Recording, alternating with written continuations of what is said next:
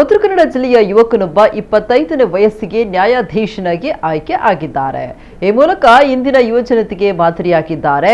ಹೌದು, ಉತ್ತರ ಕನ್ನಡ ಜಿಲ್ಲೆಯ ಹೆಗಡೆಕಟ್ಟಾದ ನಿವಾಸಿಯಾಗಿರುವ Sumanth civil judge ನೇಮಕಾತಿ ಪರೀಕ್ಷೆಯಲ್ಲಿ 2ನೇ ರ್ಯಾಂಕ್ ಪಡೆದು ಮೊದಲ ಪ್ರಯತ್ನದಲ್ಲಿ ನ್ಯಾಯಾಧೀಶರಾಗಿ ಆಯ್ಕೆಯಾಗಿದ್ದಾರೆ.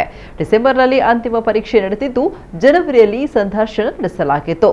ಆದಾಗೆ ಸುಮಂತ್ ಬೆಂಗಳೂರು ಲೋಕಾಯುಕ್ತ ಸರ್ಕಾರಿ ಅಭಿಯೋಜಕ ಮಂಜುನಾಥ ನಾಯ್ಕ ಹಾಗೂ ವಕೀಲೆ ಸುಜಾತಾ ನಾಯ್ಕ ದಂಪತಿಯ ಪುತ್ರ.